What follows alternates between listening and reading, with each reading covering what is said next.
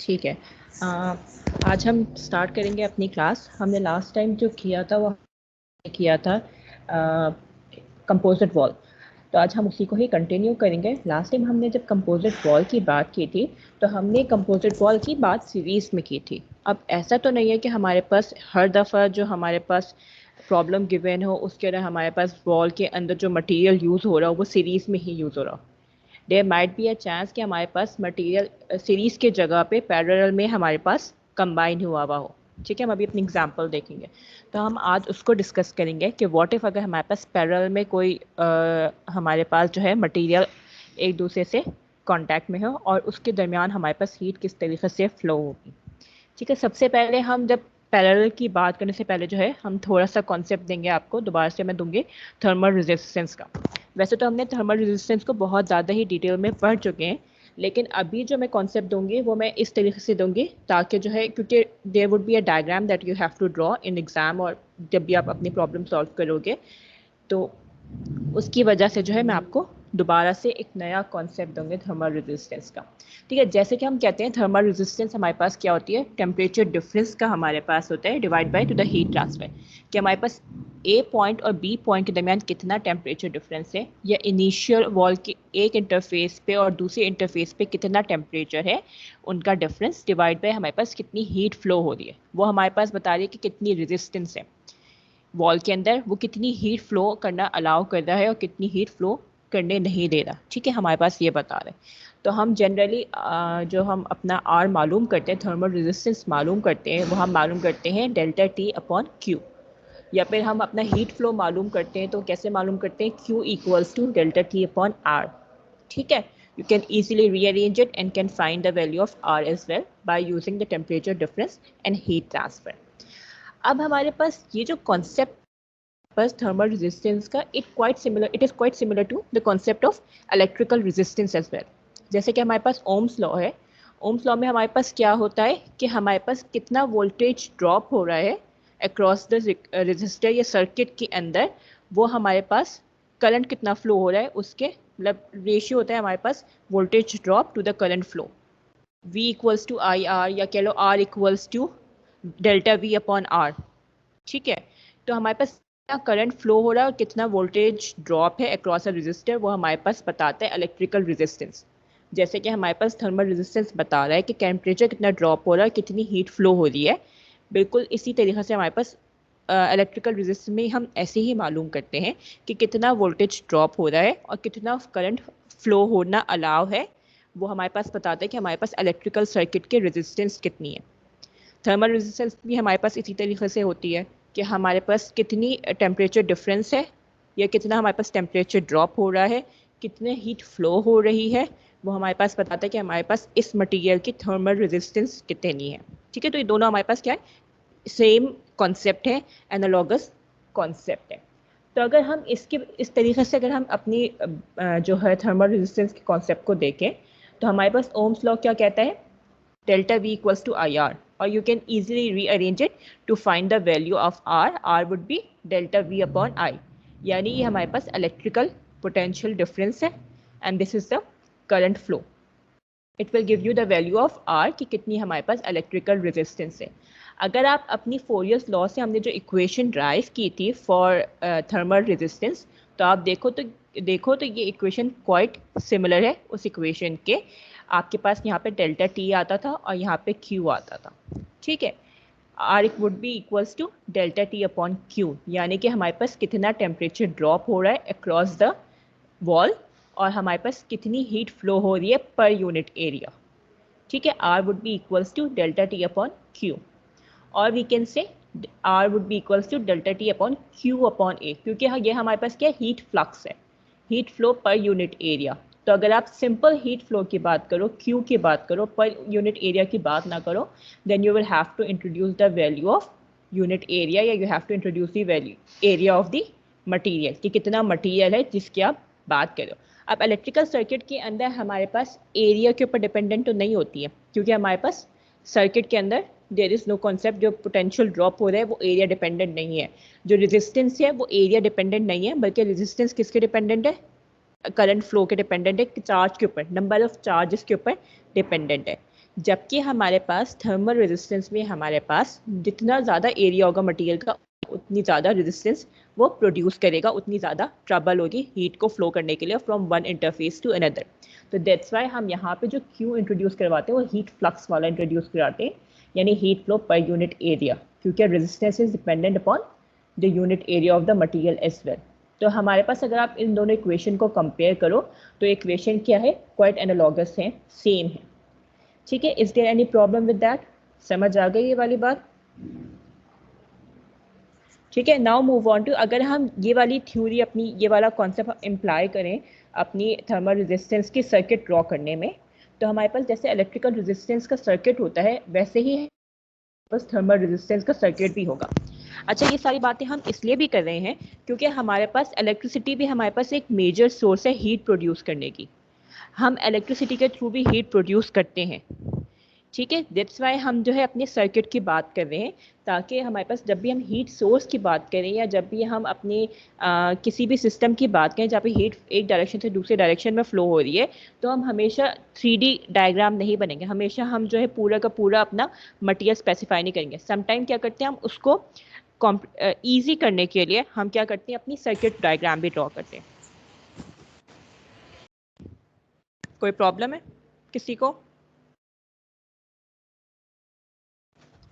ठीक है, अब जैसे हमारे पास इलेक्ट्रिकल सर्किट होता है, हमारे पास ये एक सर्किट मौजूद है, हमारे पास यहाँ पे वोल्टेज ड्रॉप हो रहा है, ठीक है, करंट फ्लो हो रहा है और ये हमारे पास इलेक्ट्रिकल रेजिस्टेंस बता रहा है। तो हम इसको सिंपल किससे ड्रॉ करते हैं? हमने देखा ये हमारा स्टार्टिंग पॉइंट है सर्किट का, ये हमारा एंड पॉइंट है सर्किट का, ये हमारे पास करंट फ्लो हो रहा है। करंट किस डायरेक्शन में फ्लो होगा? जिस डायरेक्शन में वोल्टेज ड्रॉप होगा। यहाँ पे V1 है, यहाँ पे V2 है, यानी इनिशियली हमारे पास सर्किट के स्टार्ट में क्या वोल्टेज था और यहाँ पे एंड पॉइंट पे कितना वोल्टेज ड्रॉप हुआ। ये हमारे पास पोटेंशियल डिफरेंस है जिसकी वजह से हमारे पास इलेक्ट्रिसिटी फ्लो करती है। ठीक है, अब ये वोल्टेज ड्रॉप किस वजह से आ रहा है? Due to electrical resistance R की वजह से। सेम एज थर्मल रेजिस्टेंस हमारे पास इलेक्ट्रिकल रेजिस्टेंस भी ऐसे ही हमारे पास इसका फिनोमिना सेम होता है। अब हम बात करें, हम इसी तरह की डायग्राम अगर हम ड्रॉ करें, ताकि जो आपने लास्ट टाइम प्लेन वॉल वगैरह की डायग्राम बनाई थी, कंपोजिट सिस्टम की बनाई थी, एक सिंगल वॉल है तो it is easy for you to draw the diagram. लेकिन अगर हम कंपोजिट वॉल की बात करें जिसके अंदर मल्टीपल लेयर देंगे, लेट्स से 10 लेयर्स हैं उसके अंदर, तो it would be difficult for you to draw this, ठीक है, कंप्लीटली। तो हम उसको कॉम्प्रिहेंड करने के लिए और उसको सिंप्लीफाई करने के लिए हम अपनी इस तरह की सर्किट डायग्राम बनाते हैं। ठीक है, लेट्स से हमारे पास एक मटेरियल है या एक लेट्स से प्लेन वॉल है। ठीक है, इनिशियली वॉल के एक इंटरफेस पे आपका टेम्परेचर T है, TA है, और दूसरे इंटरफेस पे TB है। हीट इस डायरेक्शन में फ्लो करिए, जहाँ पे हमारे पास टेम्परेचर ज़्यादा होगा हीट उस डायरेक्शन से towards the temperature less temperature flow करेगी, तो हीट फ्लो करिए इन दिस डायरेक्शन। ठीक है, एंड लेट्स से जो हीट जो थिकनेस है हमारे पास मटेरियल की, इट इज़ डेल्टा एक्स। तो अगर हम इसकी सर्किट डायग्राम बनाएं तो हमारे पास क्या है, ये इनिशियल स्टार्टिंग पॉइंट है, ये हमारे पास एंड पॉइंट है। यहाँ पे टेम्परेचर वुड बी TA, यहाँ पे temperature would be TB। Heat will flow from TA to TB, तो Q की डायरेक्शन क्या हो जाएगी? दिस, ठीक है, towards the right side. And then जो हीट फ्लो के अंदर हमारे पास जो टेम्परेचर ड्रॉप है वो किसकी वजह से आ रहा है? Due to the thermal resistance RTH। ठीक है, जैसे कि हमारे पास वोल्टेज ड्रॉप आ रहा था इलेक्ट्रिकल रेजिस्टेंस की वजह से, बिल्कुल उसी तरीके से हमारे पास टेम्परेचर ड्रॉप किस वजह से आ रहा है? थर्मल रेजिस्टेंस की वजह से। अगर रेजिस्टेंस नहीं होगी तो ऑब्वियसली बात है जितना टेम्परेचर हमारे पास यहाँ है उतना ही टेम्परेचर यहाँ पर होगा। सिंस हमारे पास मटेरियल चेंज हो रहा है, हमारे पास एक अचानक से ब्लॉकेज आ गई है, तो उसकी वजह से रेजिस्टेंस प्रोड्यूस होगी, और वो रेजिस्टेंस क्या होगी? हमारे पास को मटेरियल की अपनी रेजिस्टेंस या मटेरियल की अपनी कंडक्टेंस के ऊपर डिपेंड करेगी। ठीक है, तो उसकी वजह से हमारे पास जो टेम्परेचर ड्रॉप हो रहा है वो हमारे पास क्या हो जाएगी? RTH, यानी थर्मल रेजिस्टेंस। तो जिस तरीके से हम इलेक्ट्रिकल सर्किट ड्रॉ करते हैं उसी तरीके से हम अपने थर्मल सर्किट्स भी ड्रॉ करते हैं। ठीक है, is there any problem with that? ये तो हमने बात की सिंपल सिंगल वॉल की। ठीक है, कोई प्रॉब्लम इसके अंदर, कोई भी issue? You can ask the question, क्योंकि फिर उसके बाद हम फर्दर अपनी कंपोजिट वॉल की तरफ जाएंगे दोबारा से। कोई प्रॉब्लम नहीं है?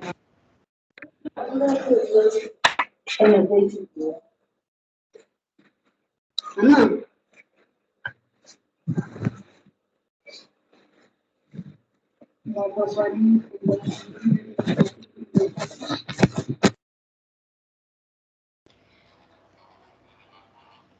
है, अब नाउ मूव ऑन टू, हम अपनी थर्मल रेजिस्टेंस की बात करते हैं मज़ीद, हम सीरीज़ की बात करते हैं। ठीक है, हमारे पास जब हमने बात की कि इलेक्ट्रिकल सर्किट हमारे पास सेम होगा, हमारे पास थर्मल,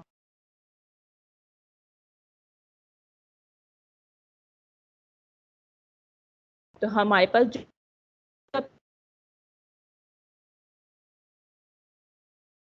कहते थे कि आई इज कांस्टेंट, ठीक है, और हमारे पास रेजिस्टेंस चेंज हो रही है और वोल्टेज ड्रॉप चेंज हो रहा है। ठीक है, इसी तरीके से हम थर्मल रेजिस्टेंस जब हमने सीरीज की थी लास्ट क्लास के अंदर, हमने क्या कहा था, Q इज सेम और हमारे पास टेम्परेचर चेंज हो रहा है हर पॉइंट पर एंड रेजिस्टेंस चेंज हो रही है मटेरियल की हर पॉइंट पर। तो बिल्कुल उसी तरीके से हमने, जैसे कि इलेक्ट्रिकल रेजिस्टेंस का कॉन्सेप्ट है और जैसे कि हम ओम्स लॉ यूज़ करते हैं, वैसे ही हमने थर्मल रेजिस्टेंस कैलकुलेट की थी पिछली क्लास के अंदर सीरीज के अंदर। ठीक है, तो हमारे पास क्या होता है, लेट्स से हमारे पास कंपोजिट वॉल है और इसके अंदर जो मटेरियल्स है हमारे पास, के जो वॉल की लेयर्स हैं ये हमारे पास सीरीज में है। ठीक है, पहले एक वॉल का मटेरियल है with the thickness of x1, फिर दूसरी वॉल का मटेरियल है with the thickness of x2 and तीसरी वॉल का material with the thickness of x3। Initial जो वॉल का इंटरफेस का टेम्परेचर है वो है हमारे पास TA and the final temperature of the wall interface is TB। अब ऑब्वियस सी बात है, सिंस सारे मटेरियल डिफरेंट हैं तो इनकी थर्मल कंडक्टिविटी भी क्या होगी, डिफरेंट होगी, K1 K2 K3 and heat will flow from TA towards TB। ठीक है, अगर हम इसकी बात करते हैं अपने इलेक्ट्रिक थर्मल सर्किट की, तो हमारे पास थर्मल सर्किट किस तरह ड्रॉ होगा, TA would be initial starting point and then क्या होगा, मटेरियल A, मटेरियल A की क्या होगी रेजिस्टेंस हमारे पास कैसे आ जाएगी, RTH1, it is showing the thermal resistance of material A। फिर क्या होगा, हमारे पास मटेरियल ए खत्म होगा, हमारे पास इंटरफेस शुरू होगा सेकेंड वॉल का। तो जब सेकेंड वॉल शुरू होगी तो यहाँ पे क्या होगा, टेम्परेचर ड्रॉप होगा। तो टेम्परेचर कितना ड्रॉप होगा, लेट्स से T1 कर दें आप इसको, यहाँ पे इंटरफेस पे the temperature would be different क्योंकि हम सीरीज की बात करते हैं अपनी। ठीक है, तो यहाँ पे the temperature would be different, तो हमने एक और पॉइंट को डिनोट कर दिया शोइंग द टेम्परेचर ड्रॉप या टेम्परेचर चेंज। ठीक है, डेल्टा टी यहाँ पे हमारे पास एक फर्स्ट डेल्टा टी क्रिएट हो जाएगा यहाँ पर। ठीक है, फर्स्ट टेम्परेचर ड्रॉप या फर्स्ट टेम्परेचर ग्रेडियंट क्रिएट हो जाएगा। फिर क्या होगा हमारे पास, this would be T1। T1 के बाद क्या होगा, हमारे पास सेकंड मटेरियल स्टार्ट हो रहा है, तो ऑब्वियसली बात है this material would have a different thermal resistance, हमने उसको अपना नेम कर दिया RTH2। ठीक है, फिर उसके बाद क्या होगा, जब हमारे पास थर्ड वॉल और सेकंड वॉल का कांटेक्ट आएगा तो यहाँ पे क्या होगा, टेम्परेचर ड्रॉप जितना होना था वो हो गया, हमारे पास फाइनल वॉल 2 का हमारे पास फाइनल टेम्परेचर आ गया, it would B let's say T2। ठीक है, यहाँ पे हमने अपना टेम्परेचर ड्रॉप डिनोट कर दिया। फिर क्या होगा, हमारे पास मटेरियल 3 स्टार्ट होगा, मटेरियल 3 जब स्टार्ट होगा हमारे पास तो ऑब्वियसली बात है it would have a different thermal resistance which would we would name it as RTH3 and then हमारे पास जब 3 मटेरियल ख़त्म होगा तो हमारे पास क्या होगा, टेम्परेचर जितना ड्रॉप होना था उतना ड्रॉप हो गया, जितना ग्रेडियंट क्रिएट होना था उतना ग्रेडियंट क्रिएट हो गया and then the final temperature would be same as this TB। ठीक है, तो ये हमारे पास क्या हो गया, थर्मल सर्किट हो गया। जैसे कि हम अपना इलेक्ट्रिकल सर्किट ड्रॉ करते हैं बिल्कुल उसी तरीके से हमने अपना थर्मल सर्किट ड्रॉ किया। हमारे पास जितने मटेरियल्स थे ये सारे सीरीज में अटैच थे, एक दूसरे से सीरीज में कंबाइन थे, तो हमने क्या किया, अपनी रेजिस्टेंस को भी सीरीज में अटैच कर दिया। हर पॉइंट पे हमारे पास कांटेक्ट पॉइंट पर हमारे पास क्या होगा, टेम्परेचर ग्रेडियंट चेंज होगा। ठीक है, यहाँ से यहाँ तक हमारे पास टेम्परेचर ग्रेडियंट जनरेट होना शुरू हुआ। सही, अब सिंस टेम्परेचर प्रोफाइल लीनियर है तो यहाँ पे हमारे पास एक लीनियर पॉइंट पे टेम्परेचर ड्रॉप होना शुरू होगा। फिर जैसे ही हमारे पास अगला मटेरियल स्टार्ट होगा टेम्परेचर प्रोफाइल चेंज होगी और टेम्परेचर ग्रेडियंट डिफरेंट होगा। ठीक है, तो हमने क्या किया, अपने टेम्परेचर ग्रेडियंट को डिनोट कर दिया। फिर जैसे ही हमारे पास अगला मटेरियल स्टार्ट होगा टेम्परेचर प्रोफाइल फिर से चेंज होगी, टेम्परेचर ग्रेडियंट फिर से चेंज होगा और हमारे पास फिर एक और लीनियर प्रोफाइल बनेगी। ठीक है, यहाँ पे जो टेम्परेचर ग्रेडियंट है ए का वो डिफरेंट, सॉरी ये जो हमारे पास मटेरियल 1 है इसका जो टेम्परेचर ग्रेडियंट है वो मटेरियल 2 से डिफरेंट होगा, मटेरियल 2 का टेम्परेचर ग्रेडियंट मटेरियल 3 से डिफरेंट होगा। लेकिन मटेरियल ए में हमारे पास जितना भी टेम्परेचर ग्रेडियंट होगा वो मटेरियल ए के लिए कांस्टेंट होगा। ठीक है। प्रोफाइल क्योंकि लीनियर है तो हमारे पास टेम्परेचर ड्रॉप अगर यहाँ पे 1 डिग्रीज पे हो रहा है तो थ्रू आउट मटीरियल ए हमारे पास टेम्परेचर ड्रॉप 1 डिग्रीज पे ही होगा। टेम्परेचर बी में अगर मैं कह रही हूँ टेम्परेचर ड्रॉप जो है हमारे पास 5 डिग्रीज का है हर पॉइंट पर, तो थ्रू आउट टेम्परेचर बी हमारे पास टेम्परेचर ग्रेडियंट क्या होगा, 5 डिग्रीज। इसी तरह से टेम्परेचर मटीरियल 3 में भी होगा, लेकिन मटीरियल 1, मटीरियल 2 और मटीरियल 3 का टेम्परेचर ग्रेडियंट यानी टेम्परेचर ड्रॉप डिफरेंट होगा। ठीक है। लाजमी नहीं है कि अगर टेम्परेचर मटीरियल 1 का टेम्परेचर ग्रेडियंट 2 है तो मटीरियल 2 का भी टेम्परेचर ग्रेडियंट 2 हो। It can be different as well, क्योंकि मटीरियल डिफरेंट है तो ऑब्वियस सी बात है उसकी रेजिस्टेंस डिफरेंट होगी तो उसका टेम्परेचर ड्रॉप भी डिफरेंट होगा। ठीक है। Is there any problem? अब जैसे कि हम इलेक्ट्रिकल सर्किट की बात करते हैं वैसे ही हम थर्मल सर्किट की बात करेंगे। हम इलेक्ट्रिकल सर्किट में क्या करते हैं, हम सीरीज में जब हमारे पास रेजिस्टेंस होती है तो हम क्या करते हैं, अपनी तमाम रेजिस्टेंस को सम कर देते हैं। ठीक है। इसी तरीके से हम अपनी थर्मल रेजिस्टेंस के लिए भी करेंगे। हमारे पास टोटल थर्मल रेजिस्टेंस जो होगी इस पूरे वॉल की वो कैसे कैलकुलेट करेंगे हम, पहले हम वॉल 1 की थर्मल रेजिस्टेंस, वॉल 2 की थर्मल रेजिस्टेंस और वॉल 3 की थर्मल रेजिस्टेंस को ऐड कर देंगे। ये हमारे पास जितनी भी नंबर ऑफ वॉल्स हैं अगर वो सारी की सारी सीरीज में अटैच हैं तो हम उन सबको एडअप कर देंगे तो हमारे पास टोटल वॉल की थर्मल रेजिस्टेंस आ जाएगी। Is there any problem? इस कॉन्सेप्ट के अंदर कोई प्रॉब्लम है? कोई भी ऐसा question that you want to ask और शैल वी मूव ऑन?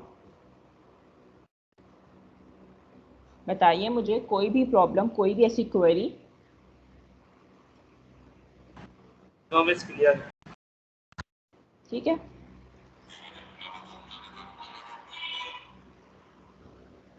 अब नाउ मूव ऑन टू, हम अपनी बात करते हैं thermal resistance in parallel.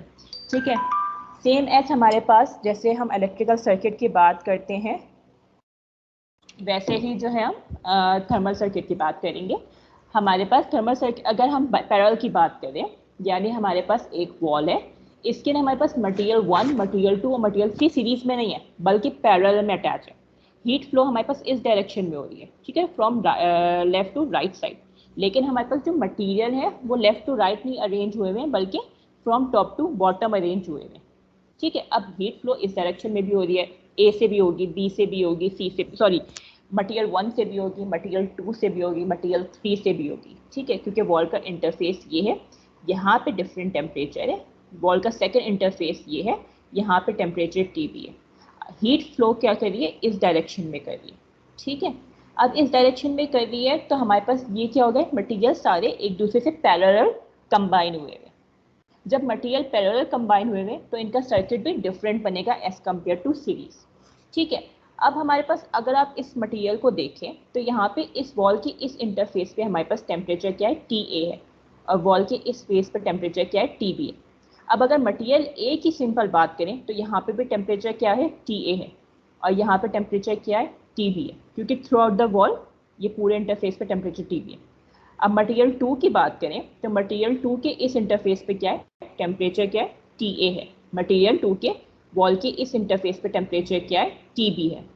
Likewise हमारे पास मटेरियल 3 है, हमारे पास उसके वॉल की इस तरफ टेम्परेचर क्या है, टी ए है, और वॉल की राइट साइड पर टेम्परेचर क्या है, टी बी है। यानी थ्रू आउट हमारे पास वॉल मटेरियल जो हमारे पास एक इंटरफेस पे टेम्परेचर टी ए है और दूसरे इंटरफेस पे टी बी है, टेम्परेचर चेंज नहीं आ रहा है। यानी कि अगर मटेरियल ए का टेम्परेचर, इनिशियल टेम्परेचर ए है, फाइनल टेम्परेचर टी बी है, मटेरियल 2 का इनिशियल टेम्परेचर टी ए है, फाइनल टेम्परेचर टी बी है, मटेरियल 3 का टेम्परेचर इनिशियल टेम्परेचर टी है और फाइनल टेम्परेचर टी बी है। सीरीज में ऐसा नहीं हो रहा था। सीरीज में हमारे पास क्या हो रहा था, एक मिनट सीरीज देख लेते हैं। सीरीज में हमारे पास क्या होता है, मटेरियल ए का इनिशियल टेम्परेचर टी ए था और फाइनल टेम्परेचर टी वन था। मटेरियल बी का इनिशियल टेम्परेचर टी वन था, फाइनल टेम्परेचर टी टू था। मटेरियल 3 का इनिशियल टेम्परेचर T2 था और फाइनल टेम्परेचर TB था। यानी टेम्परेचर चेंज हो रहा था सीरीज के अंदर और हमारे पास हीट फ्लो कांस्टेंट था।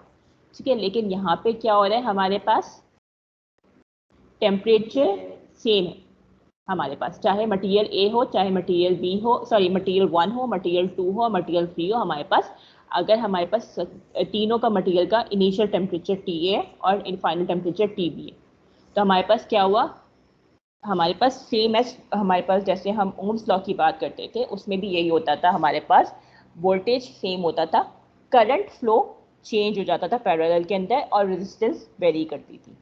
यहाँ पे भी हमारे पास क्या है, टेम्परेचर सेम है, हीट फ्लो डिफरेंट होगा और रेजिस्टेंस डिफरेंट होगी। ठीक है, तो अगर हम थर्मल रेजिस्टेंस की बात करें, सर्किट की बात करें, तो इनिशियल टेम्परेचर हमारे पास क्या हो जाएगा TA और फाइनल टेम्परेचर क्या हो जाएगा TB। अब हमारे पास इनको हम कैसे ड्रॉ करेंगे, एक दूसरे के पैरेलल ड्रॉ करेंगे। ठीक है, तो एक सर्किट है उसके हमारे पास 3 पाथ्स निकलेंगे। 3 पाथ में हमारे पास पहला पाथ हम शो कर देंगे thermal resistance of R1 material 1, फिर हम शो करेंगे थर्मल रेजिस्टेंस ऑफ मटीरियल 2 और फिर हम शो करेंगे थर्मल रेजिस्टेंस ऑफ मटीरियल 3 और फिर ये तीनों दोबारा से इंटरकनेक्टेड होकर हमारे पास फाइनल टेम्परेचर रीच करेंगे TB। ठीक है, यहाँ पे हमारे पास क्या होगा, हीट फ्लो वेरी करेगा, इस मटेरियल का हीट फ्लो डिफरेंट होगा, इस मटेरियल के थ्रू हीट फ्लो डिफरेंट होगा, इस मटेरियल के थ्रू हीट फ्लो डिफरेंट होगा और ओवरऑल जब यहाँ पे हमारे पास वॉल के इस तरफ टेम्परेचर एक मेंटेन हो जाएगा TB।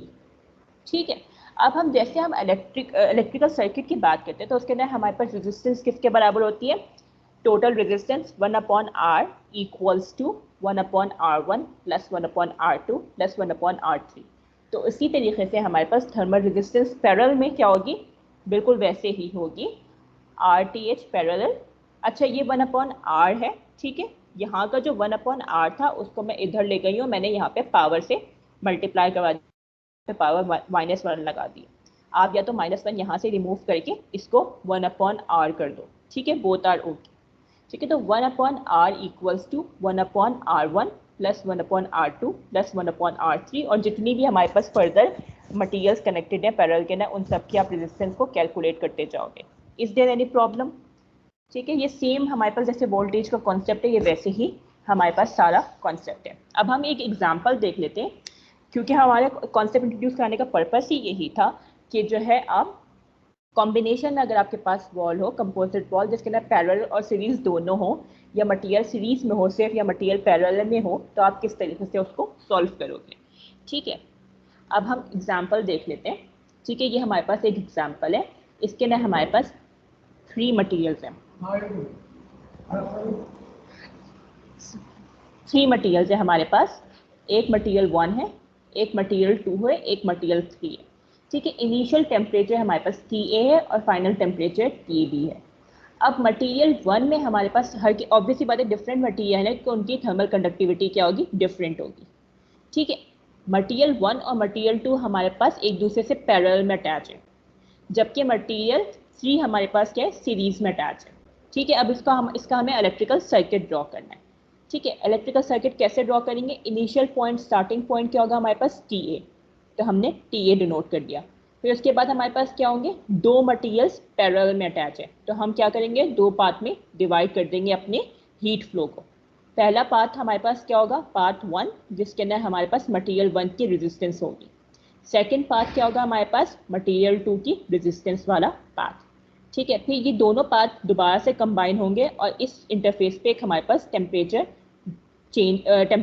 जनरेट करेंगे। टेम्परेचर क्या होगा हमारे पास, लेट्स से T1 कर लें आप इसको, या T डैश कर लें। ठीक है, तो it would B T dash. फिर उसके बाद क्या है हमारे पास, थर्ड मटेरियल क्या है, सीरीज में अटैच है, तो आप क्या करेंगे, इसको डायरेक्टली ड्रॉ कर देंगे with a thermal resistance of R3 और फिर आपके पास फाइनल पॉइंट क्या हो जाएगा टेम्परेचर का चेंज का, TB। Is there any confusion इसके अंदर कोई प्रॉब्लम, कोई ऐसी चीज जो समझ ना आई हो? Please let me know if there is any question, कोई ऐसी चीज जो समझ ना आई हो, you can ask by chat as well. Do you want me to repeat anything? Sure, कोई ऐसी, ठीक है, कोई प्रॉब्लम नहीं है, तो हम करते हैं। अब हमारे पास इसका फॉर्मूला क्या बनाएंगे हम, जो हमारे पास रेजिस्टेंस कैलकुलेट करनी है टोटल, वो कैसे कैलकुलेट करेंगे हम, हमारे पास टोटल रेजिस्टेंस हो जाएगी R। ठीक है, उसके बाद हम बात करें अपनी इन दो सर्किट की रेजिस्टेंस जो पैरेलल में एक दूसरे के अटैच है, ये दोनों पैरेलल में अटैच है, तो क्या हो जाएगा 1/R1 प्लस 1/R2। ठीक है, अब इसके ऊपर -1 साइन आ जाएगा, क्योंकि मैंने ऊपर वाले फॉर्मूला में आपको बताया था ये पैरेलल वाले में कि हमारे पास या तो आप यहाँ पे -1 लगा दें या फिर आप इसको 1/r टोटल कर दें। ठीक है, तो हम जब 1/r टोटल करेंगे तो ऑब्वियसली बात है फिर इन द एंड आपको दोबारा से उसको डिवाइड करवाना पड़ेगा। तो मैंने सिंप्लीफाई करने के लिए क्या किया था, मैंने -1 यहाँ पर इंट्रोड्यूस करवा दिया था ताकि डायरेक्टली हमारे पास टोटल हमारे पास थर्मल रेजिस्टेंस कैलकुलेट हो जाए। ठीक है, तो हमने क्या किया, सेम वही चीज़ की 1/r1 + 1/r2 की पावर -1।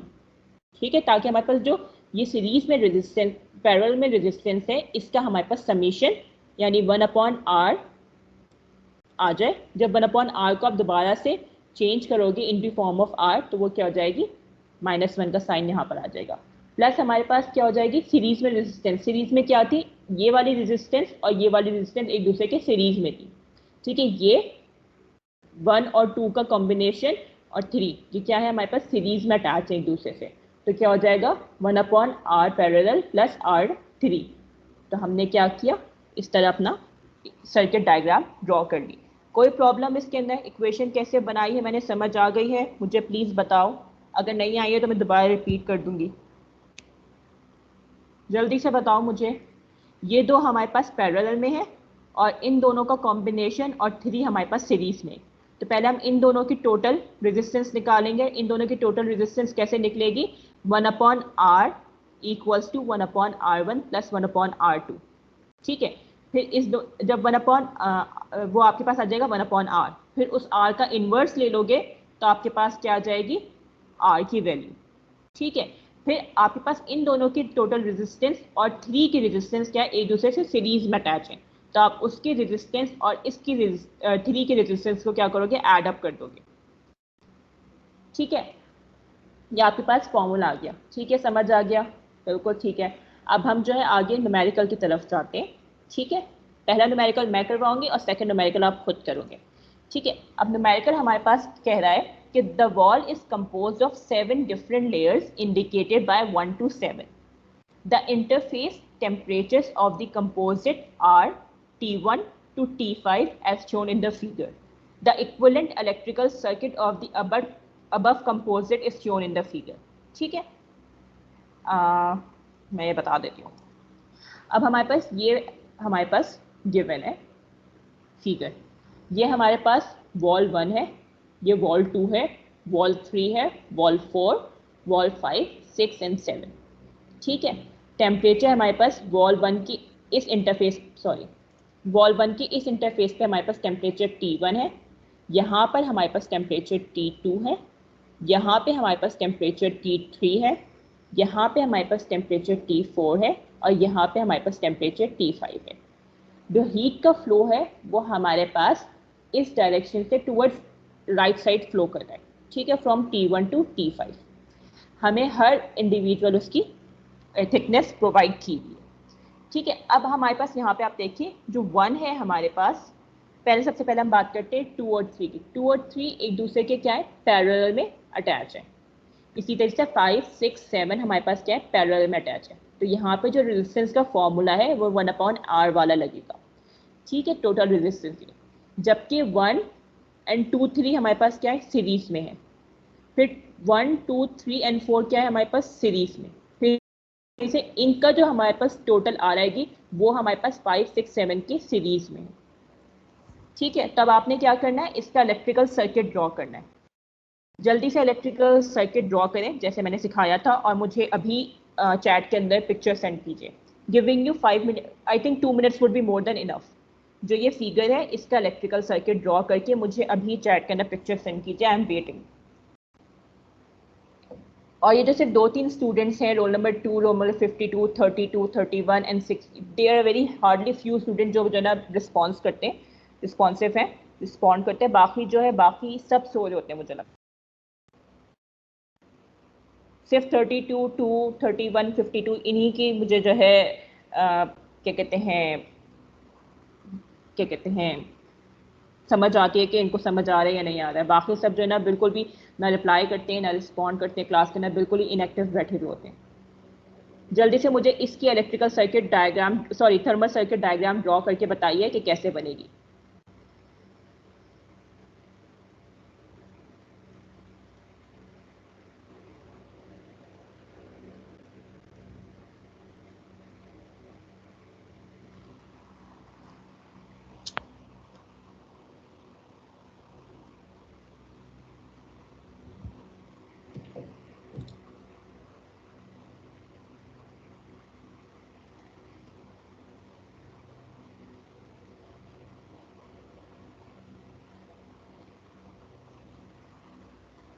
ड्रॉ हो रही है डायग्राम, कोई प्रॉब्लम तो नहीं है डायग्राम ड्रॉ करने में? पेपर के अंदर आपको ड्रॉ करनी पड़ेगी डायग्राम, अगर आपके पास कंपोजिट वॉल आए तो आपको ड्रॉ करनी पड़ेगी। रोल नंबर 52, फॉर्मूला तो ठीक है लेकिन नहीं, फॉर्मूले में प्रॉब्लम है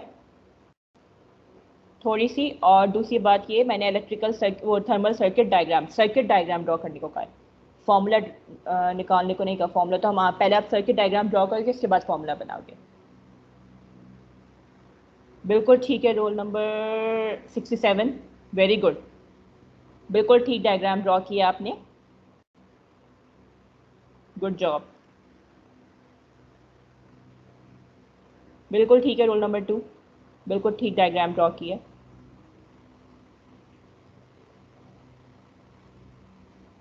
75 ठीक है, बिल्कुल ठीक है, लेकिन लेबल्ड होनी चाहिए डायग्राम। अभी तो आपने बिल्कुल ठीक बनाई है, I can easily understand that, लेकिन जब आप पेपर में ड्रॉ करेंगे, किसी असाइनमेंट में ड्रॉ करेंगे, तो इट शुड बी लेबल्ड। ठीक है, जैसे कि 70 रोल नंबर 2 ने ड्रॉ किया ना, बिल्कुल ऐसी लेबल्ड होनी चाहिए। ठीक है, नाउ मूव ऑन टू, मैं एक दफ़ा अपनी इलेक्ट्रिकल सर्किट डायग्राम भी दिखा देती हूँ। ठीक है, इनिशियल हमारे पास स्टार्टिंग टेम्परेचर था T1। ठीक है, फिर वॉल 1 थी, वॉल 1 हमारे पास क्या थी, सीरीज में थी, उसके हमारे पास सिंपल आ जाएगा रेजिस्टेंस R1। फिर हमारे पास क्या होगा, वो टेम्परेचर जो हमारे पास रीच करेगा T2। जब T2 टेम्परेचर रीच कर लेगा, उसके बाद क्या हो रही है, वॉल स्प्लिट हो रही है इनटू 2 मटेरियल। और वो स्प्लिट कैसे हो रही है, पैरेलल में। तो जब पैरेलल में होते हैं, हमारे पास दो पाथ बनेंगे, एक पाथ बनेगा वॉल 2 का और एक पाथ बनेगा वॉल 3 का। जब वॉल 2 का पाथ है, उसकी ऑब्वियस सी बात है थर्मल रेजिस्टेंस क्या होगी, R2। वॉल 3 का पाथ है, उसकी थर्मल रेजिस्टेंस होगी R3। And then they both will give a temperature gradient of T3। फिर उसके बाद क्या है, हमारे पास वॉल, हमारे पास जो वॉल स्टार्ट हो रही है वो कम्प्लीटली पूरा का पूरा वॉल जो है मटेरियल सेम मटेरियल की है, विच इज़ मटेरियल नंबर 4। तो हमने उसकी रेजिस्टेंस को सीरीज में अटैच कर दिया with the resistance of R4। फिर क्या होगा, हमारे पास वो टेम्परेचर ग्रेडियंट रीच करेगा T4। And then after reaching T4, हमारे पास वॉल फिर स्प्लिट हो रही है into 3 materials with the thermal conductivity, वो thermal resistance of R5, R6 and R7। और फिर ये तीनों मटेरियल हमारे पास टेम्परेचर दे रहे T5। ठीक है, कोई प्रॉब्लम इसके अंदर? रोल नंबर 32 बिल्कुल ठीक डायग्राम है आपकी, गुड जॉब। ठीक है, स्किल वही देखें, 2-3 स्टूडेंट्स जिन्होंने रिस्पॉन्ड किया और जिन्होंने क्विकली डायग्राम ड्रॉ करके भेजी, बाकी सब जो ना सो रहे हैं। बिल्कुल, पेपर में आप लोग को प्रॉब्लम होगी, फिर बाद में आप लोग फेल होते हो, फिर आप लोग जो है आके टीचर को डिस्टर्ब करते हो कि हम है वॉट एवर। ठीक है, अब ये हमारे पास हमने इलेक्ट्रिकल सर्किट डायग्राम ड्रॉ कर लिए। अच्छा, इसकी हमारे पास कैसे हम मालूम करेंगे रेजिस्टेंस, हम पहले बात करते हैं अपने पैरेलल की। ठीक है, पैरेलल हमारे पास क्या है, दो वॉल्स है जो पैरेलल में अटैच है। सही है, पहली एक जो सेकंड हमारे पास लेयर है वो पैरेलल में, और एक हमारे पास फोर्थ लेयर है वो पैरेलल में।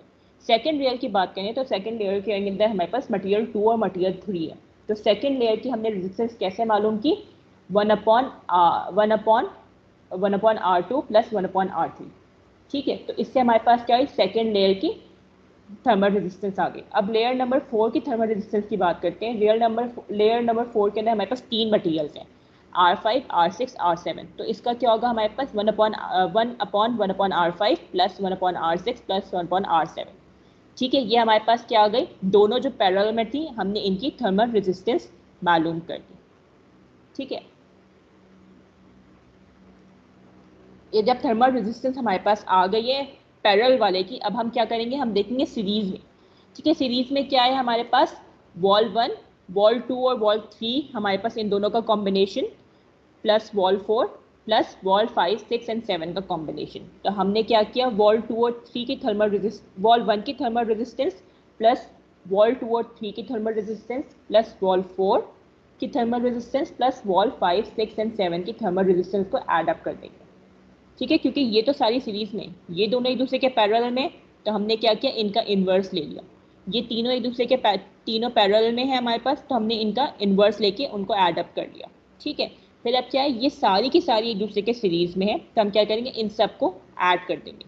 ठीक है, तो हमने क्या किया, जो हमारे पास टोटल रेजिस्टेंस आ जाएगी, इक्विवेलेंट रेजिस्टेंस आ जाएगी, वो हमारे पास किसके बराबर होगी, R1 plus the inverse of R2 and R3 plus R4 plus the inverse of R5, R6 and R7। ठीक है, अब हमारे पास जो R1 की बात कर रहे हैं या R2, R3 की बात करें, हम कैसे कैलकुलेट करेंगे? वो इंडिविजुअली कैलकुलेट करेंगे हर मटेरियल की। ठीक है, लेट्स से हम R1 की बात करें तो R1 would be X1 upon K1 A1। अगर हम R2 की बात करें तो R2 would be X2 upon K2 A2। इसी तरह से अगर हम R6 की बात करें तो R6 भी R6 equals to X6 K6 and A6। तो हम जनरलाइज कर सकते हैं इस इक्वेशन को कि I would be any material. हम जिस भी मटेरियल की बात करें उसकी रेजिस्टेंस इक्वल होगी उस मटेरियल की थिकनेस के, उस मटेरियल की थर्मल कंडक्टेंस के, एंड देन उस मटेरियल की एरिया के। ठीक है, और ये जो एरिया की हम बात करें ना, ये बात हमेशा याद रखिएगा कि हमारे पास जो एरिया है ये हमारे पास परपेंडिकुलर एरिया है। ठीक है, जिस डायरेक्शन में हीट फ्लो करिए उसके परपेंडिकुलर की बात करते हैं हम। ठीक है, यहाँ पे अगर x हमारे पास थिकनेस है तो जो एरिया है ये हमारे पास ये लेंथ इनटू हाइट होगी। अगर ये विड्थ है तो ये लेंथ इनटू हाइट होगी। ठीक है, जो बाकी दो रिमेनिंग डायमेंशन है ये उसके बारे में बात होगी। रोल नंबर 52, जो हमारे पास इक्विवेलेंट रेजिस्टेंस है R पैरेलल की, वो है 1/R equals to 1/R1 plus 1/R2। या फिर आप इसको सिंपल कह सकते हो R equals to bracket 1/R1 plus 1/R2 की पावर -1। ठीक है, तो मैंने डायरेक्ट सब्स्टिट्यूट कर दिया है। आप डायरेक्ट सब्स्टिट्यूट कर लो या आप प्रॉपर्ली अलग अलग ड्राइव करो पैरेलल की और फिर उसको जो है आप ऐड अप कर लो। कॉम्बिनेशन के अंदर हम बाकी सारी तो सीरीज में ना जो पैरेलल में है हमारे पास, जो पैरेलल में हमारे पास हमने उनको तो यही किया 1/R। ठीक है, और फिर बाकी ये सारी क्या एक दूसरे के सीरीज में ना, ये पैरेलल में तो R2 और R3 पैरेलल में, लेकिन इन दोनों का कॉम्बिनेशन R1 के क्या है सीरीज में है। इसी तरह से R5, R6, R7 एक दूसरे, ये तीनों एक दूसरे के पैरेलल है, लेकिन इनका कॉम्बिनेशन जो है R4 के सीरीज में, R4 के तो पैरेलल में नहीं है ना। तो हम ऑब्वियसली बात है इक्विवेलेंट रेजिस्टेंस जो मालूम करेंगे तो हम इनका इन्वर्स लेंगे इन सब का, और बाकी सबको हम डायरेक्टली ऐड कर देंगे क्योंकि वो तो सीरीज में एक दूसरे के, वो तो पैरेलल में नहीं है ना। ठीक है, अब हम सीधी स्टेट, अब हमारे पास R की वैल्यू आ गई। फिर बाकी जब जैसे हम नॉर्मली कैलकुलेट करते हैं heat flow, Q equals to initial temperature minus final temperature divide by total resistance या equivalent resistance of the wall. तो हम वैसे अपनी हीट फ्लो भी मालूम कर लेंगे। ठीक है, तो ये हमारे पास जनरल तरीका है हमारे पास कंपोजिट वॉल के लिए अगर हमारे पास कॉम्बिनेशन हो सीरीज एंड पैरेलल का। अब न्यूमेरिकल की तरफ आ जाते हैं। न्यूमेरिकल हमारे पास कह रहे हैं कि 5 डिफरेंट मटेरियल्स हैं हमारे पास कंपोजिट वॉल के, हमें हीट फ्लो मालूम करना है। इसके ना हमारे पास x1 गिवन है 0.1 मीटर, x2 गिवन है हमारे पास 0.2 मीटर, x5 गिवन है 0.15 metre, k1, k2, k3, k4, k5 given है, h2, h3, h5, sorry this is h4 and h5 given है हमारे पास। इनिशियल टेम्परेचर और फाइनल टेम्परेचर गिवन है। ये डाटा जल्दी से नोट कर लो क्योंकि अब हम न्यूमेरिकल की तरफ जाएंगे। जल्दी से भी क्विक, जल्दी जल्दी ये डाटा अपने पास नोट कर लो, फिर हम बात करेंगे अपने सर्किट डायग्राम की और फिर हम बात करेंगे अपने कैलकुलेशन की। जल्दी से।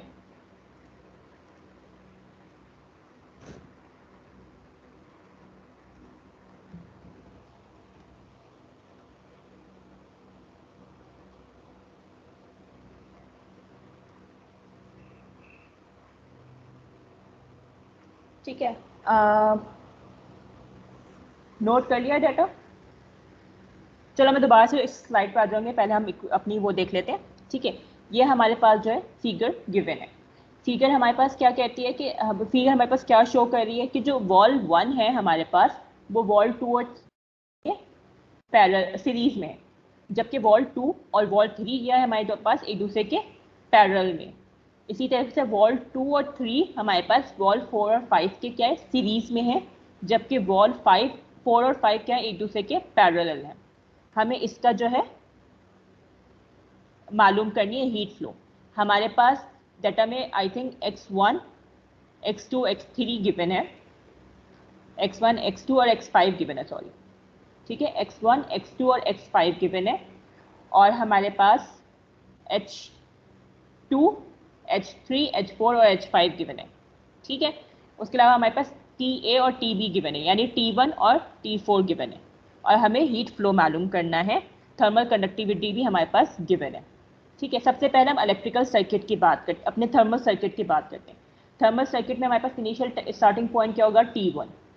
ठीक है, फिर हमारे पास क्या है, वॉल 1 आ रही है, वॉल 1 पूरी एक ही मटेरियल है, तो हमारे पास क्या हो जाएगा R1। इसका फाइनल टेम्परेचर क्या होगा हमारे पास T2। ठीक है, फिर हमारे पास जब फाइनल टेम्परेचर T2 रीच कर लेगा, उसके बाद क्या हो रही है, वॉल स्प्लिट हो रही है इनटू 2 मटेरियल्स इन पैरेलल। ठीक है, 2 मटेरियल पैरेलल में हमारे पास, वो कौन कौन से हमारे पास, मटेरियल 2 और मटेरियल 3। तो हमने क्या किया, 2 पाथ ड्रॉ कर दिए पैरेलल के लिए, which is R2 and R3 with the thermal resistance of R2 and R3। फिर हमारे पास जो अगला टेम्परेचर ग्रेडियंट प्रोड्यूस होगा वो होगा T3। ठीक है, फिर फर्दर हमारे पास क्या हो रही है कि हमारे पास पैरेलल सर्किट, पैरेलल हमारे पास कॉम्बिनेशन आ रहा है with the material of R4 and R5 having thermal conductance of R4 and R5। ये दोनों मिला के क्या करेंगे, हमारे पास T4 रीच कर लेंगे। ठीक है, तो हमारे पास क्या है, R1 सीरीज में है हमारे पास R2 और R3 के कॉम्बिनेशन से, और सीरीज में है R4 और R5 के कॉम्बिनेशन से, जबकि R2 और R3 एक दूसरे के पैरेलल है, R4 और R5 एक दूसरे के पैरेलल है। ठीक है, और ये एक सर्किट, ये दूसरा सर्किट और ये तीसरा सर्किट एक दूसरे के क्या है, सीरीज में। ठीक है, पहले हम पैरेलल की बात करते हैं। तो पैरेलल की जब बात करेंगे तो 1/R, इसको कह दो 1/2 या इसको कह दो 2/3 कह दो, 1/R2/3 इक्वल होगा हमारे पास 1/R2 प्लस 1/R3 के। इसी तरीके से हमारे पास 1/R45 बराबर होगा 1/R4 प्लस 1/R5। ठीक है, इसके अंदर कोई प्रॉब्लम।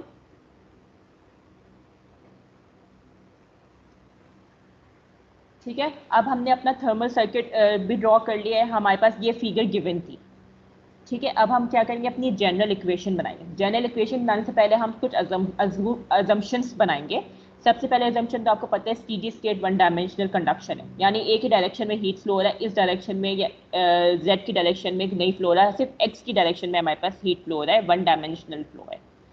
ठीक है, अब हमने अपनी पहली अजम्पशन ये बना ली। फिर हमने कहा कि लेयर्स जो है परफेक्ट थर्मल कॉन्टैक्ट में, यानी हमारे पास कोई बीच में गैप नहीं है, कोई हमारे पास वॉइड नहीं है, कोई रफ सरफेस नहीं है। लास्ट टाइम हमने जो न्यूमेरिकल किया था, इफ़ यू रिमेंबर, कि हमने उसके अंदर थर्मल कॉन्टैक्ट रेजिस्टेंस यूज़ की थी, वो थर्मल कॉन्टैक्ट रेजिस्टेंस यहाँ पे यूज़ नहीं होगी, क्योंकि परफेक्ट कॉन्टैक्ट में है एक दूसरे के।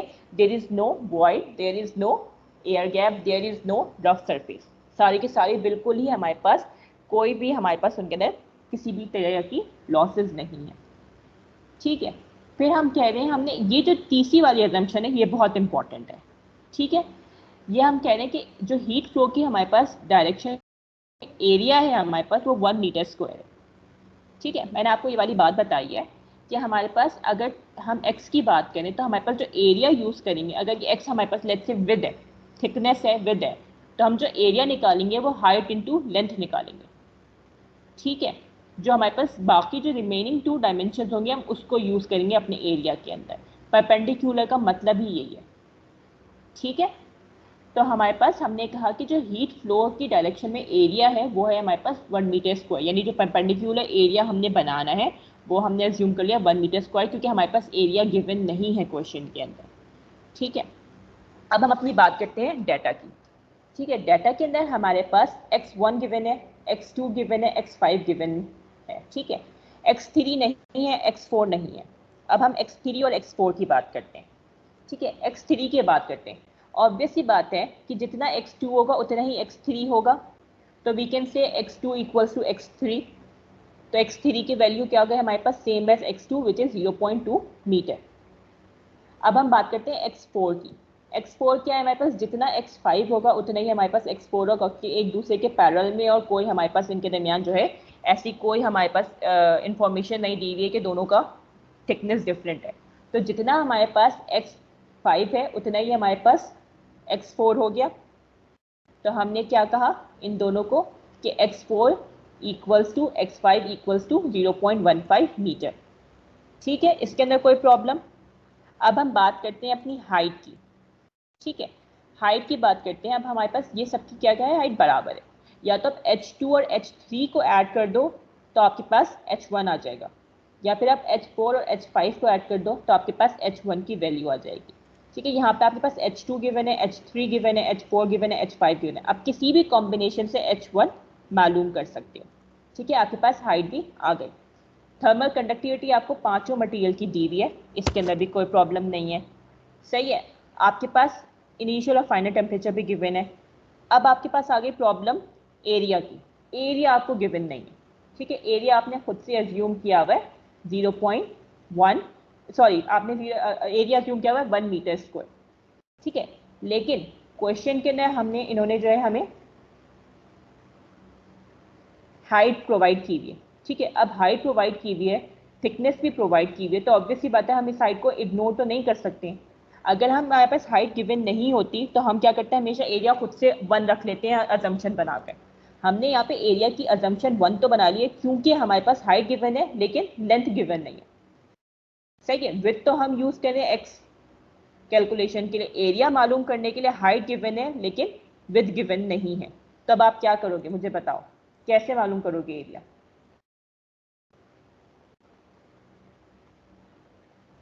समझ आ रही है मैं जो कह रही हूँ? मैंने जो कैलकुलेशन बताई वो समझ आई? x1 x2 x3 x4 x5 कैसे मालूम किया, h1 h2 h3 h4 कैसे किया, k कैसे किया। अब मैं बात कर रही हूँ अपने एरिया की, तो एरिया वाला कॉन्सेप्ट समझ आया जो मैं परपेंडिकुलर की बात कर रही हूँ। न्यूमेरिकल समझ आ रहा है?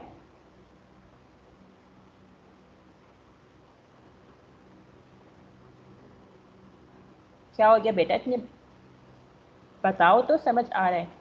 ठीक है, अब मैं एरिया की बात कर रही हूँ। एरिया के लिए मैंने अजम्पशन बनाई थी कि डायरेक्टली हमारे पास 1 मीटर स्क्वायर है और हमारे पास हाइट गिवन है लेकिन लेंथ गिवन नहीं है। ठीक है, तो अब मैंने क्या करना है, इस तरीके से कॉम्बिनेशन बनाना है कि मेरा एरिया 1 मीटर स्क्वायर आ जाए। ठीक है, अगर मैं कह रही हूँ इसकी हाइट 4 है तो एरिया 1 कैसे होगा, कितनी लेंथ होगी कि इसका एरिया 1 हो जाएगा, मुझे बताओ।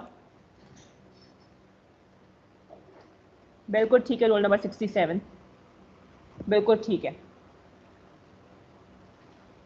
ठीक है, तो अगर मैं कह रही हूँ इसकी हाइट 4 मीटर है तो इसकी लेंथ हो जाएगी 1/4 मीटर। ठीक है, तो ओवरऑल एरिया क्या हो जाएगा, 1 मीटर। सॉरी, ये वाला नंबर था, sorry sorry, I my mistake. अगर मैं कह रही हूँ इसकी हाइट 4 मीटर है तो हमारे पास इसकी लेंथ क्या हो जाएगी, 1/4 मीटर, तो इसका एरिया क्या हो जाएगा, 1 मीटर स्क्वायर।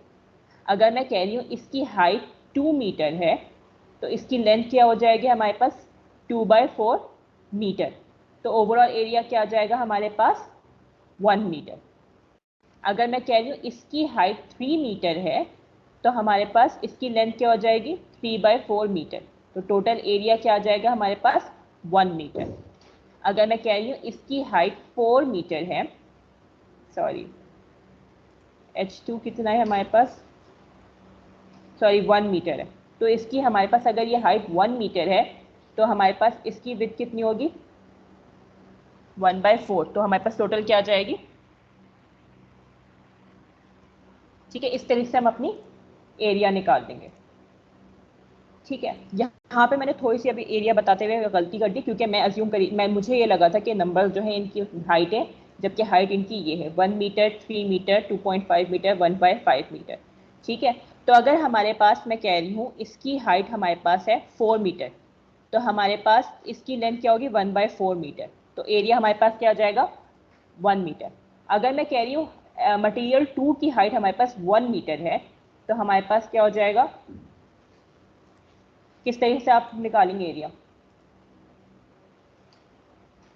बताओ मुझे।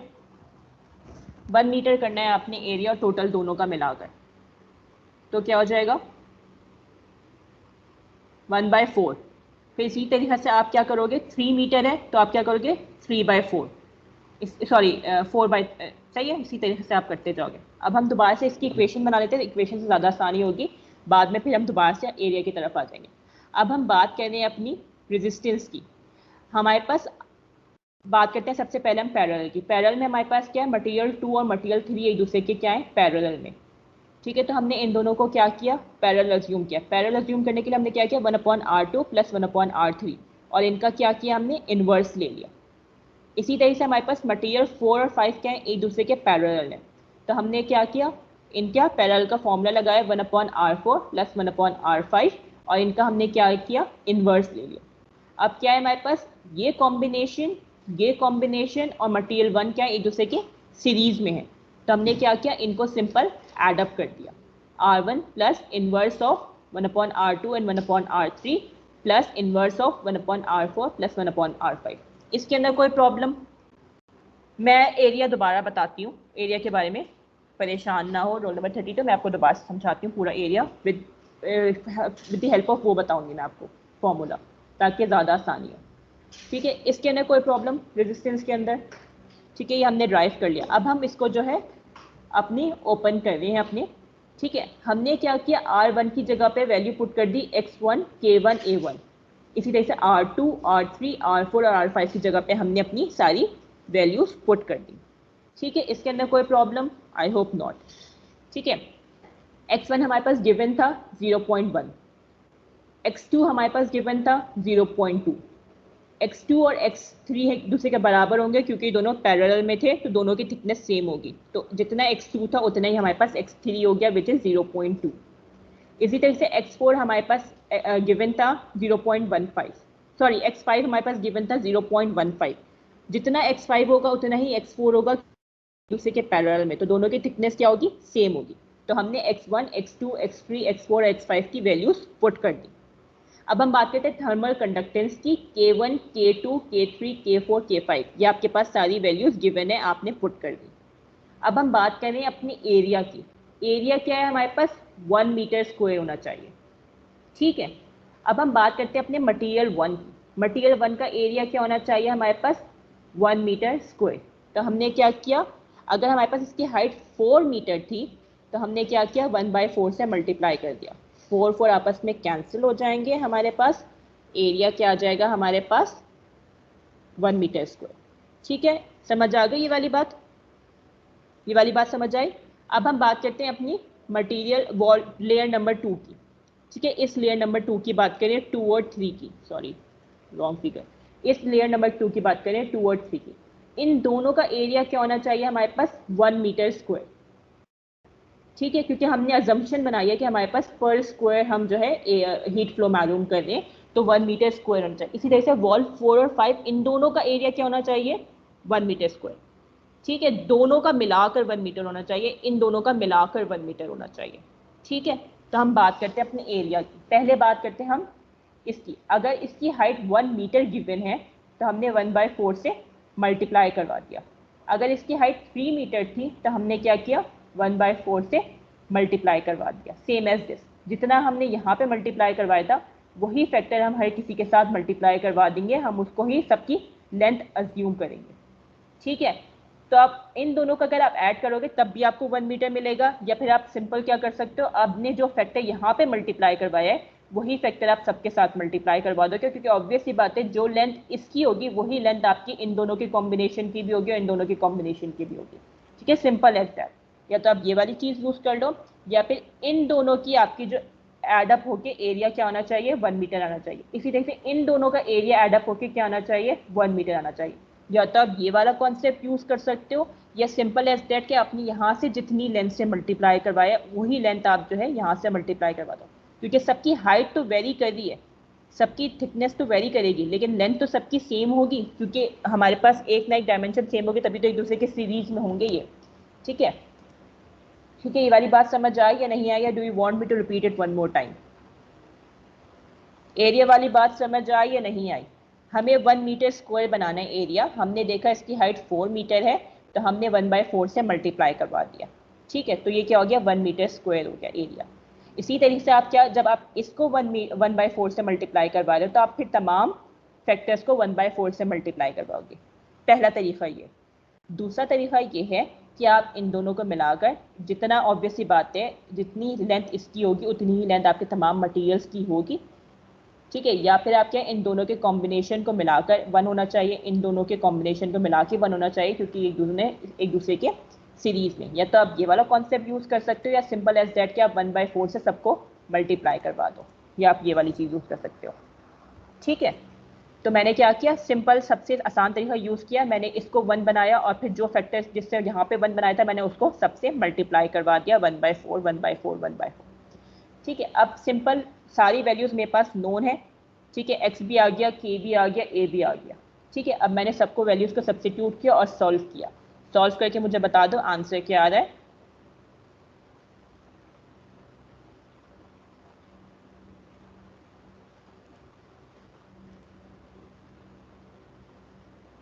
जल्दी से मुझे बताओ सॉल्व करके आंसर क्या आ रहा है।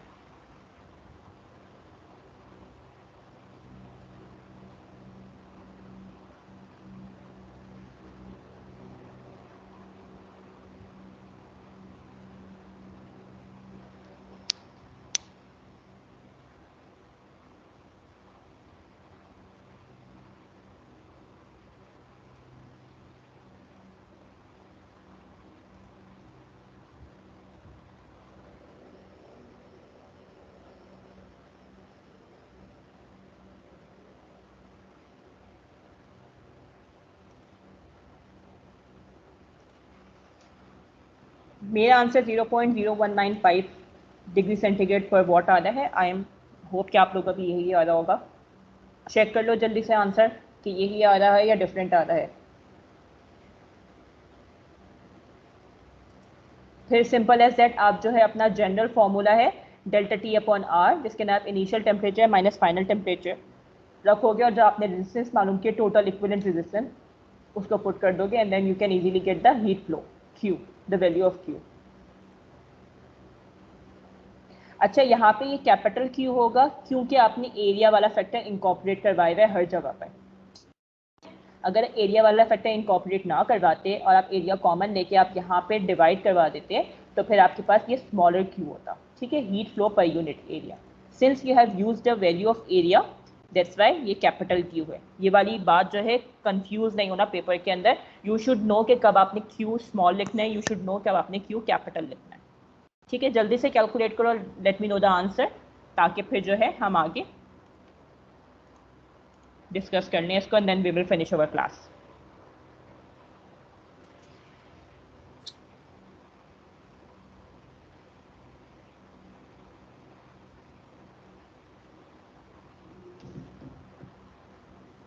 ठीक है, 0.02 इज क्वाइट ओके, क्योंकि 0.195 है तो it would be almost equal to 0.02। Roll number 75 good. ठीक है, अब अपनी वैल्यू सब्स्टिट्यूट करें आप जनरल इक्वेशन के अंदर। इनिशियल टी ए और टी बी आपको मालूम है, which is I think T A is 120 and T B is 50। आप अपनी वैल्यू को सब्स्टिट्यूट करें and then total equivalent resistance जो आपने मालूम की है उसको आप सब्स्टिट्यूट करें and then you will get the value of heat flow. अच्छा, यहाँ पे यूनिट किलो वॉट में है।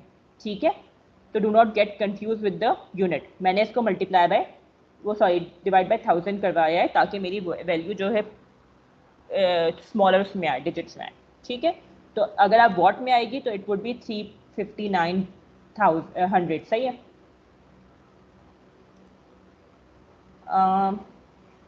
रोल नंबर 2 बहुत ही नियर वैल्यू आई है आपकी और मेरी। Roll number 31 I think you should need to recalculate your value क्योंकि डिफरेंस फिर बाद में बहुत ज़्यादा आ जाएगा Q का।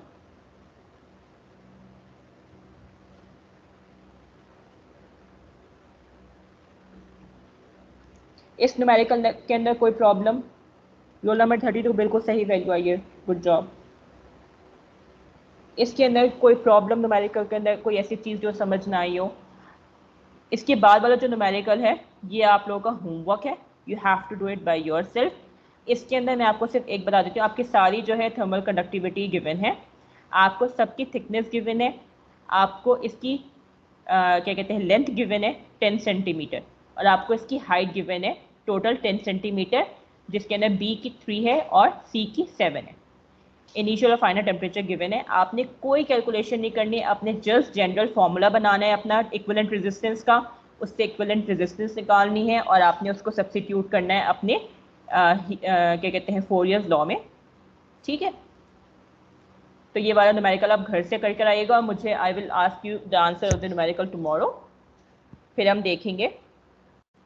ठीक है, एंड आई होप कि जो 2-3 स्टूडेंट्स हैं उनके अलावा भी बाकी सब अपने ये जो है न्यूमेरिकल सॉल्व करें। देयर हार्डली 5 स्टूडेंट्स जो रिस्पॉन्ड करते हैं, आपको ही फिर बाद में प्रॉब्लम होगी। ठीक है, अगर कोई क्वेश्चन है इस आज की क्लास के बारे में तो यू कैन आस्क मी, या फिर आप मुझे चैट पे बता दें, मैं कल उसको जो है डिस्कस कर लूँगी, क्योंकि आज टाइम थोड़ा ज़्यादा हो गया है। That's all for today. अगर कोई क्वेश्चन है तो you can ask me right now, और you can leave a comment, और फिर हम उसको कल